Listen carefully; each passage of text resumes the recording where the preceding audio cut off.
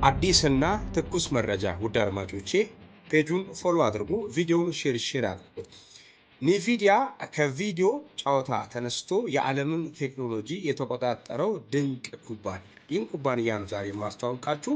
እንግዲህ እንዳልኳችሁ ሼር በማድረግ እንግዲህ የቪዲዮ ቫይራል ሊወጣበት ዛሬ በዓለማችን ላይ በስፋት የምንጠቀምባቸው እንደ ቻት ጂፒቲ እና ጄሚና ያሉ ድንቅ የሰው ሰራሽ አስተውሎት ውጤቶች ከጀርባቸው ምን እንዳለ ገምተው ያውቃሉ?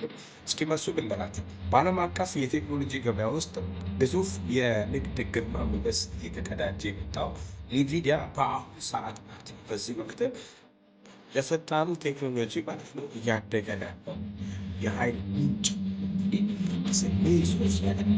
ኩባንያው ቀደም ሲል በቪዲዮ ጨዋታዎቹ በስዕል ማቅረብና በዳታ ይታወቅ የነበረ ቢሆንም አሁን ግን ለሰው ሰራሽ አስተውሎት የሚያስፈልጉ ዘመናዊና አፕሊኬሽኖችን በማምረት የዓለምን ገበያ ከየትኛውም ካምፓኒዎች በላይ በበላይነት ላይ እንደ ጉግል፣ ማይክሮሶፍት እና ኦፕን ኤአይ ያሉ የቴክኖሎጂ ድርጅቶች የቋንቋ ሞዴሎቻቸውን ለማሰልጠን የኒቪዲያ ቺፖችን እንዲማሩ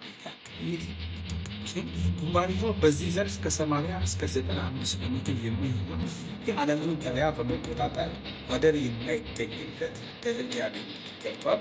የምርቶቹን ፍላጎት በከፍተኛ ሁኔታ አሁን እየጨመረ ሲመጣ ችግሮቹን ለመፈለግ ሲባል በችግሮቹ አማካኝነት ነው ቋንቋ ለማስጠበቅ ያለባት ኒቪዲያ የ3 ትሪሊየን ዶላር የገበያ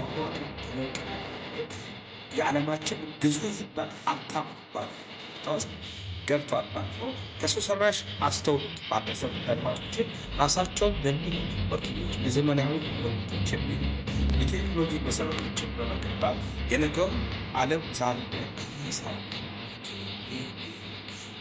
የኩባንያው ስም የስያሜ የመጣው ከላቲን ቃል ሲሆን ይህም ተወዳዳሪዎች በቴክኖሎጂ ስኬት እንዲቀናሱ የተሰየመ ነው። ቀናት በዚህም ሆነ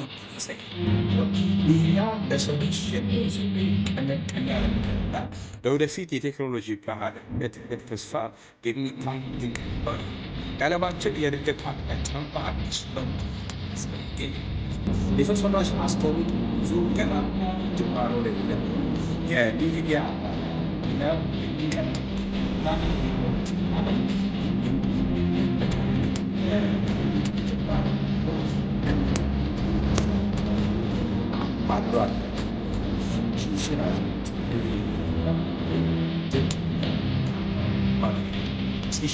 አዲስ ሀሳብ ካለ